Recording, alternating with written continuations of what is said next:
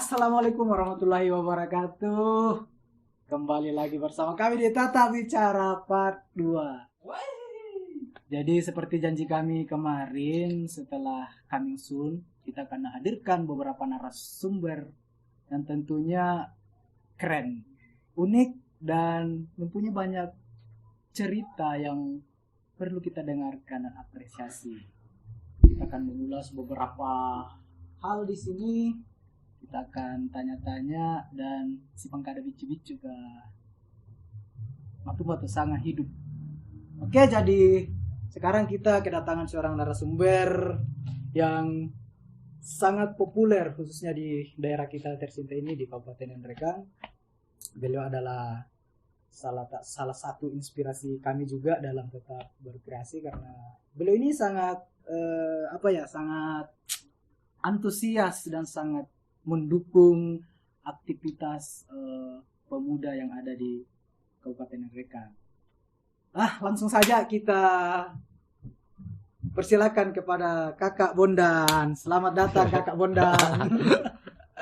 Jadi beliau ini adalah orang yang sangat keren di mata saya. Jadi apa kabar ini Kak Bondan? Bagaimana kabar? Alhamdulillah baik-baik. Oke. Alhamdulillah baik. Jadi sekarang kesibukannya Kak Bondan sekarang apa? Kesibukannya ya. Iya. Kesibukannya paling jual-jual handphone, olahraga. Aktif, tapi masih aktif bergaul ya sama anak muda. Tapi itu yang paling saya utamakan. Oke, jadi Kak Bondan itu memang sangat jago bergaul. Jadi saya ingat dulu itu saya masih kecil, masih di sekitaran pasar itu kalau saya lewat pasti ada saja ini Om Bondan yang sapa kita. Karena memang Om Bondan ini dikenal sangat bermasyarakat dan tentunya Kak Bondan juga ini adalah pebisnis yang ulung kalau mau tahu. Sampai-sampai hampir ya di setiap kegiatan di skala lokal itu selalu ada itu logonya Bondan Sale di mana-mana. Coba ceritakan terkait hal-hal itu Kak Bondan. Awalnya kayak gini. Ya. Saya waktu itu sama anak muda, sering ngumpul sama anak muda. Terus aku suka juga olahraga. Iya. Aku suka main bola, balap. Itu yang paling aku suka. Paling aku suka itu balap sama main bola. Jadi setelah saya bergaul sama anak muda, saya belajar kok kenapa saya nggak bisa bantu anak muda untuk kegiatan kayak gini. Saya juga dukung sekali itu balap. Saya dulu pembalap, cuman nggak sampai di situ. Makanya aku bantu anak muda. Itu bentuk dari saya energi lagi. Ya, saya berekspirasi bilang, aku mau bantu anak muda. Gimana caranya supaya anak muda belajar anak Nrekang lah, anak Nrekang. Gimana bisa sampai ke jenjang internasional juga. Tepuk tangan dulu untuk Kak Bondan. Tepuk tangan untuk Kak Bondan yang sangat mengapresiasi aktivitas pemuda di daerah kita ini. Nah, ngomong-ngomong soal hobi tadi, bagaimana sih Kak Bondan melihat potensi yang dimiliki anak muda khususnya yang ada di Kabupaten Nrekang? Bagaimana kita mendukung mereka itu Kak, supaya mereka punya semangat dan termotivasi lagi? Kalau saya anak muda itu butuh inspirasi untuk kita orang tua. Iya. Tapi saya tua atau masih muda ya? Masih muda, jiwanya masih muda. Itu setiap langkah saya, setiap saya lihat ada yang berpotensi, saya langsung dekati. Rapli itu pernah saya dekati. Iya. Sebelum dia ke Inggris, saya sudah bareng ke Jakarta. Oh, Rapli yang pemain bola. Oh iya.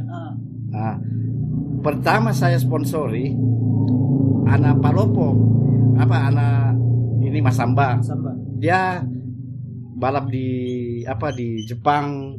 Ada stiker saya Bondan Share. Sampai di Jepang. Iya. Luar biasa. Sampai di Jepang, Cuk.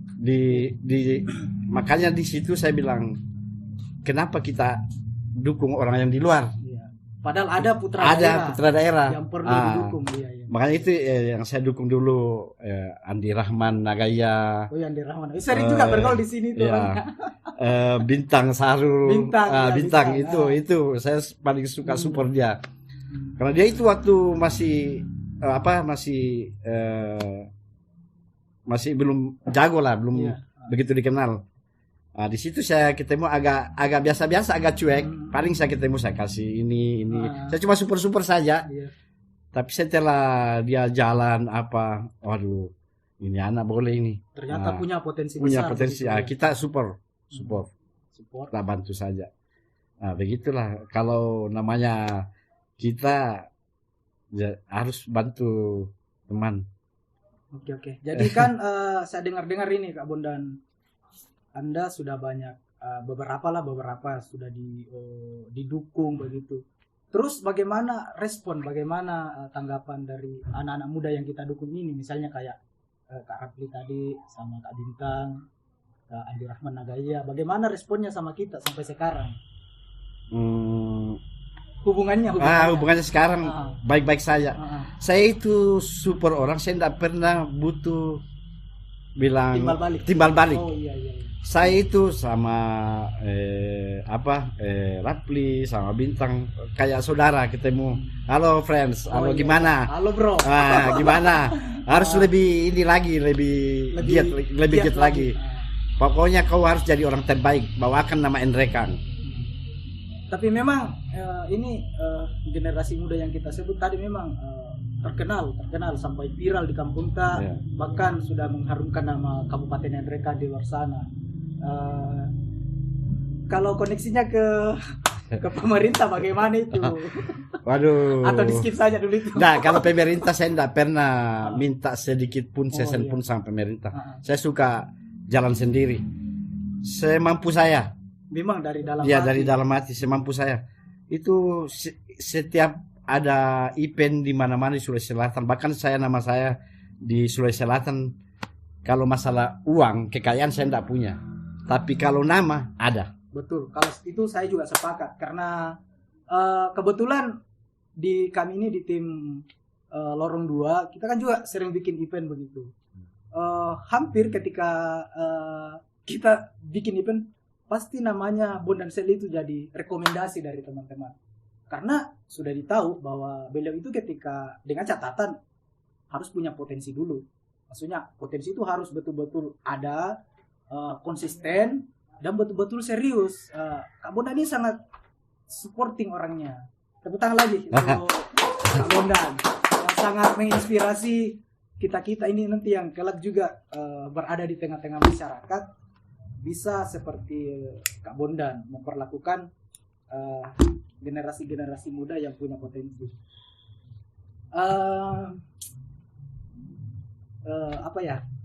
Ini kan saya dengar ini Kak, kita ini banyak pasukan. Iya. Ayo. Kita ini banyak. Ini lebih seru lagi nih. Kita ini banyak pasukan tak. Bagaimana gitu jaga silaturahmi? Karena ada rentang umur yang mungkin kakak lebih tua berapa tahun ketimbang anggota pasukan tak itu. Tapi kenapa kalau saya lihat di tempat lain, misalnya ketemu di mana di warkop, di kegiatan itu kayak baku dapat sekali chemistry, pergolannya keren sekali kuliah. Apa triknya itu? Aduh.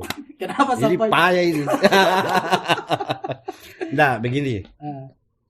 Saya itu sama anak muda. Saya tidak pasang tarif. Maksudnya saya ambil gimana caranya saya nyambung. Iya. Saya tidak butuh mau terlalu dihargain, mau ditakutin. Saya tidak. Saya itu gimana caranya kita nyaman di saat kita duduk di situ. Memang karena kenyataannya yang saya lihat Kak Bondan ini kan bergaul di mana-mana. Hampir di semua titik yang saya tempati itu semua kenal Kak Bondan. Jadi saya juga penasaran apa trik yang pakai ini orang gitu supaya desain ampun desain. Saya juga sampai heran apa trik plastik nah pakai ini orang deh. Pernah juga itu ada satu kegiatan di salah satu warkop itu datang semua satu pasukan itu. Tapi kamu santai-santai aja. Pas cerita sama anggota teman-temannya kan namu Kak Bunda kalau dibilang anggota dari teman-temannya yang kebanyakan anak muda dan bocil-bocil itu mereka masih nyambung dengan dengan kondisi kampung yang biasanya kan kayaknya kampung Kak tuh ada jarak antara orang tua dengan anak muda yang sangat tebal begitu. Nah susah tuh pia manis cerita sama tua.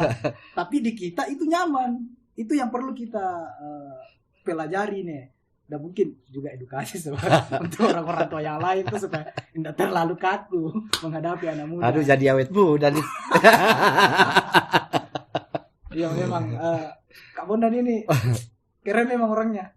Saya saja dulu yang tidak terlalu akrab, pas ketemu berapa kali ini orang keren deh, menyambung cerita dan bisa memahami bagaimana kita apa kita kabur.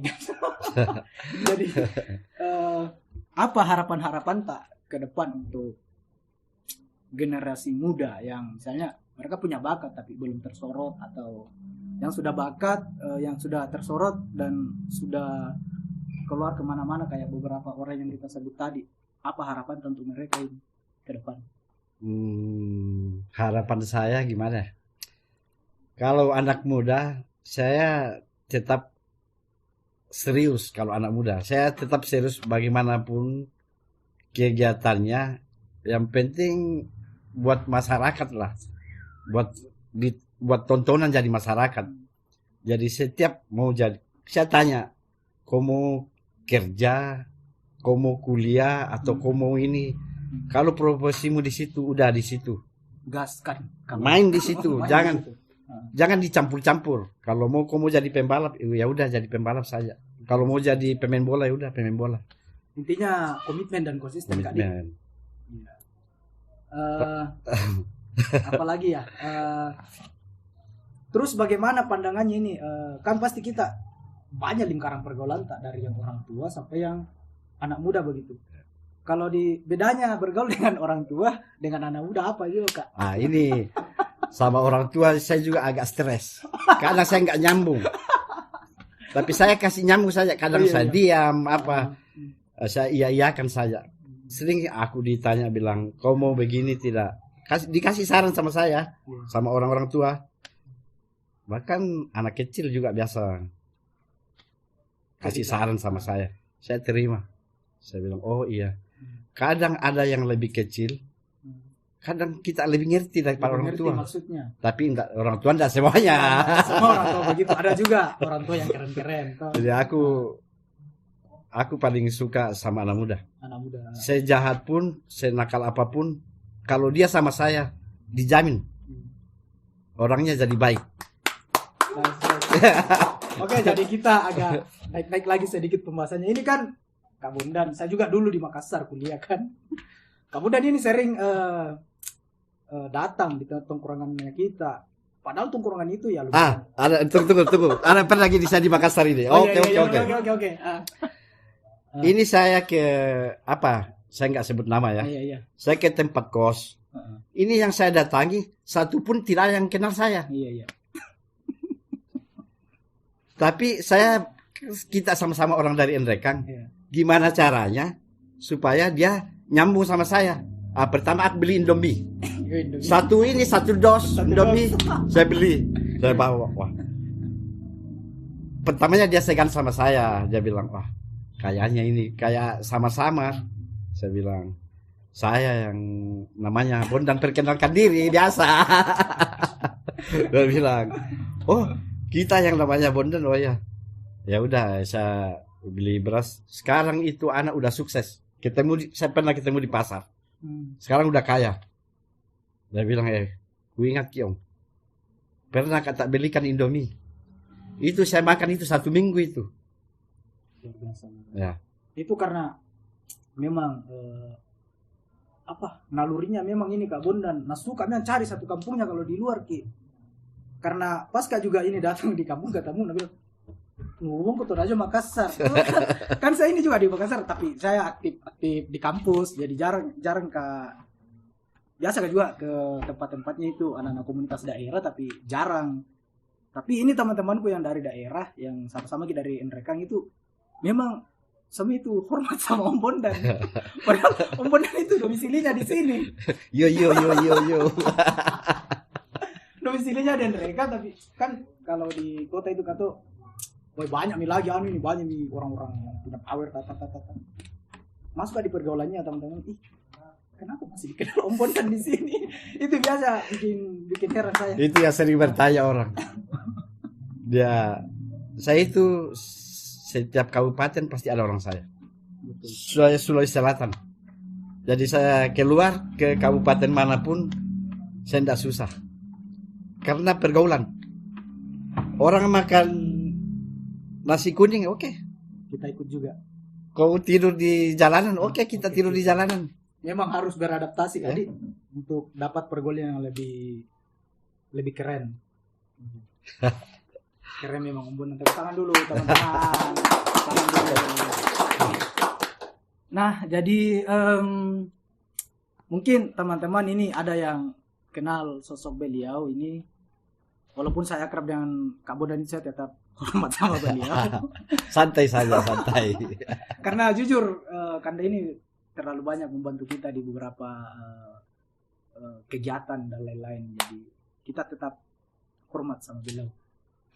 Teman-teman yang sementara nonton video ini, boleh komen di bawah, komen siapa rekomendasi narasumber selanjutnya yang punya pengaruh di masyarakat, punya gaya hidup yang unik. Kalau saya menurutku Kak Bondan itu unik gaya bergaulnya, karena hampir di semua kalangan umur itu boleh nyambung. Dan itu ini sepengetahuan saya lah, sepengetahuan saya itu dalam ilmu psikologi itu level atas. Ingat, level atas itu bagaimana menjalin komunikasi dengan yang umur di bawah tak dengan umur yang di atas tak, itu tetap nyambung dan dapat chemistry. Itu ilmu psikologinya itu tinggi. Jadi sekali lagi kita aplaus lagi untuk abonannya. Sangat Terima kasih. Oke, teman-teman, silakan komen di bawah siapa rekomendasi narasumber selanjutnya. Kita break dulu. Oke, jadi mungkin teman-teman di sini agak sedikit penasaran bagaimana kisah hidup seorang Kak Bondan, mulai dari yang sedih-sedih, konyol, ceria sampai yang seru-seru. Ya, jadi coba kita tanya, bisa Kak kita ceritakanlah sedikit pengalaman hidup tak untuk penonton kita di sini. Pengalaman hidup sih. Terserah, yang penting soal kehidupan Kak Bondan. Gimana ya? Kalau pengalaman hidup, waduh susah banget. Dari awal. Ya, dari awal. Awalnya saya itu sekolah di pesantren. Pesantren. Di Makassar, di pesantren Gombar. Pas di situ aku sering keluar dari sekolah. Aku pulang kampung. Di situ aku stres, nggak tahu mau berbuat apa. Aku merantau ke Jakarta. Ke Jakarta. Saya itu ke Jakarta tanpa tujuan. Tidurnya ini kisah dulu ya. Iya. Tidurnya di lapangan tenis. Itu saya di Jakarta. Tapi saat itu saya tidak mau berpangku tangan sama orang tua. Betul. Saya mengadu nasib di Jakarta. Kebetulan saya ketemu sama orang Makassar, orang Pelayaran. Saat itu saya jalan sama dia. Bahkan saya sering nyuci celananya, bajunya. Sudah itu saya cari kerja. Saya ketemu orang Chinese. Ketemu orang Chinese Orang lagi. Chinese. Saya jual-jual DVD, kamera, apa, barang-barang elektronik. Gaji 150.000 satu bulan. 150 150.000 per bulan. Itu tahun tahun 94. Oh iya, sebulan. Oke, ya lanjut. Di situ saya belajar yang namanya kehidupan. Saya mengadu nasib di Jakarta. Pokoknya saya tidak mau, Jakarta saya harus taklukkan. Itu cita-cita saya.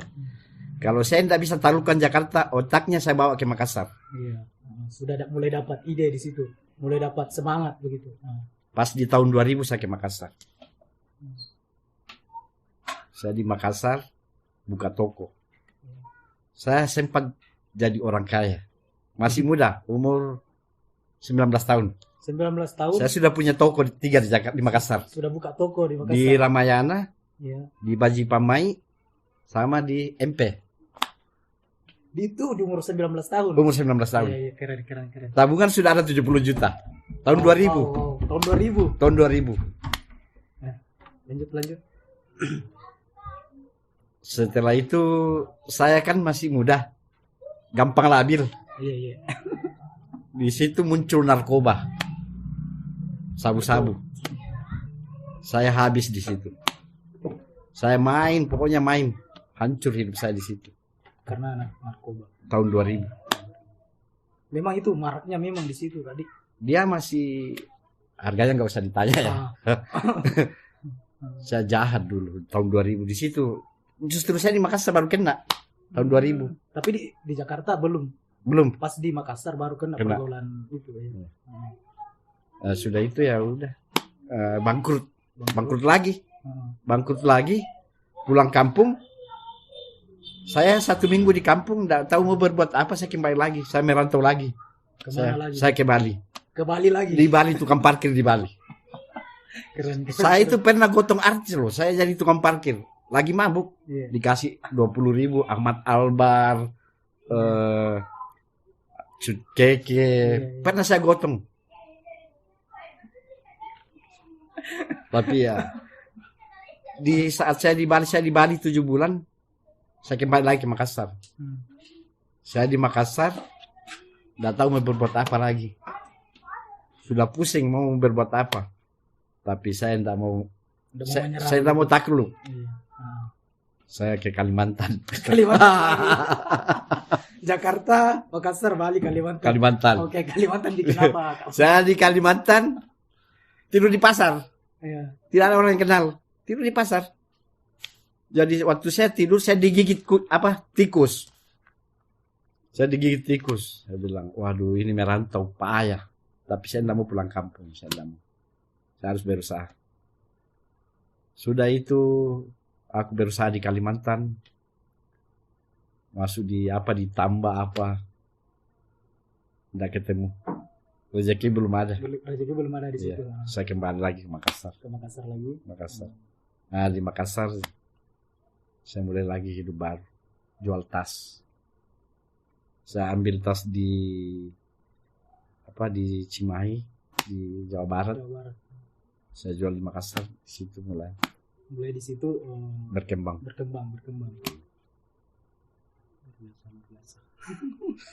Kalau menurut saya di umur segitu itu jarang. Mungkin kalau memang jarang orang yang di umur 19 tahun itu berani merantau keluar. Jarang Kak. Pasti itu akan dituntun dulu sama apa gitu. Tapi kalau langsung jadi pergi. Masalahnya di kampung dituntut hidup. Tekanan di kampung begitu. Tekanan jadi harus keluar. Ya. Kalau saya di kampung saya jadi penjahat, dijamin. Saya jadi penjahat, jagoan kampung. Jadi saya keluar. Itu sangat menginspirasi kita. Saya sampai tercengang. Saya baru tahu Kak bilang kisah hidup tak begitu, yang merantau keluar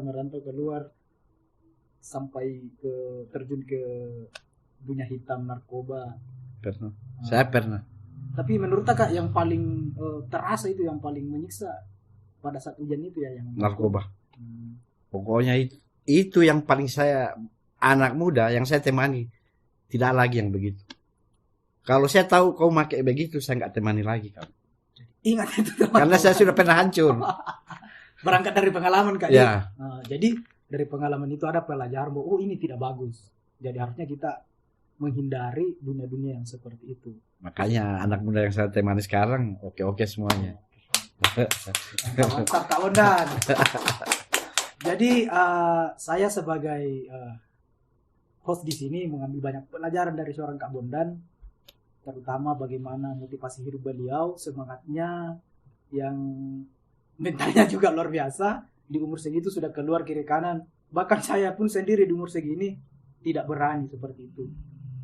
Iya, jujur saja tidak berani karena tekanan yang kita hadapi ketika bergaul dengan orang luar, anggaplah ini dari berbagai macam suku. Ini jalan sendiri loh Merato. Tidak pernah teman berdua, sendiri. Jalan sendiri. Tidak pernah berdua. Jadi beberapa inspirasi yang kita dapat dari Kak Bondan, anak muda itu harus punya mental kuat, punya motivasi. Kalau orang Bugis Makassar bilang siri napace. Betul sekali itu. Siri napace. Jadi yang saya tangkap tadi nih, alasan Kak Bondan bergerak tetap berjuang dan hidup itu adalah konsep siri napace. Terima kasih orang Bugis Makassar. Kalau di kan kami tidak tahu ya apa namanya. Dan yang paling utama adalah jauhi narkoba.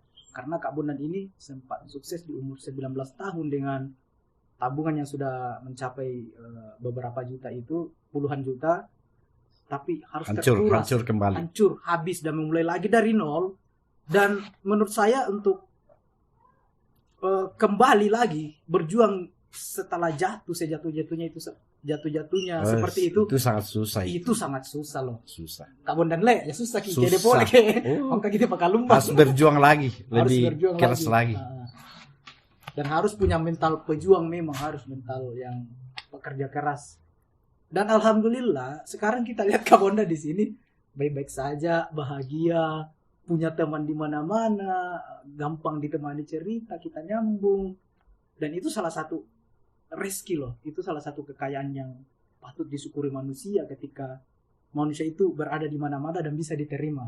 Begitu Kak Bondan Di. Iya. Jadi rezeki itu bukan sekedar harta saja, tapi harus dicari, harus berusaha. Harus berusaha. Jangan pernah mengeluh. Jangan ini dunia ini jangan ditaklukkan sama dunia, harus kerja. Harus kerja. Harus berani berbuat. Jadi kata Kak Bondan, harus kerja dan harus berani berbuat. Oke, sebelum kita tutup sesi ini, masih ada Kak yang ingin disampaikan? Mungkin ada sesuatu lagi begitu. Yang pertama buat anak muda, khususnya anak muda ya. Tetap berjuang dan berdoa. Jangan bantah orang tua. Ingat, jangan bantah orang tua. Harus kerja keras. Tanpa kerja keras tidak akan berhasil. Jangan cepat mengeluh. Yang paling saya tidak suka, sudah ada modal masih mengeluh. Nice. Jadi itu juga adalah nasihat untuk kami di sini di tim produksi Lorong 2, karena kita juga ini baru memulai sesuatu. Semoga semangat dan spirit yang dibawa Kak Bondan itu bisa menginspirasi kami di sini. Semoga kita tetap punya semangat hidup kayak Kak Bondan seperti kami menghidupkan channel ini.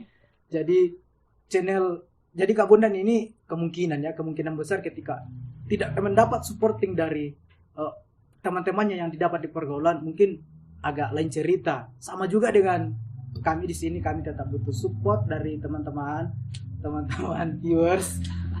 Mohon channel ini didukung terus, karena harapan kita channel ini menjadi channel Tatap Wicara ini akan menjadi salah satu channel yang paling direkomendasikan di Kabupaten Nrekang, yang akan mengedukasi, menginspirasi, dan menjadi rumah untuk semua orang bercerita. Oke, selamat datang di studio Kak Bondan. Selamat Oke. Terima kasih waktunya, sudah berbagi cerita bersama kita. Kami dari tim mengucapkan terima kasih banyak sudah hadir. Tepuk tangan dulu untuk Kak Bondan. Oke guys, jadi Tatap Wicara untuk episode pertama sampai di sini. Selanjutnya pantau terus episode Tata Bicara yang kedua, ketiga, keempat, kelima, dan seterusnya. Karena channel ini akan berkembang ketika kita dapat dukungan dari teman-teman semua. Oke, assalamualaikum warahmatullahi wabarakatuh dan Tata Bicara. Wey.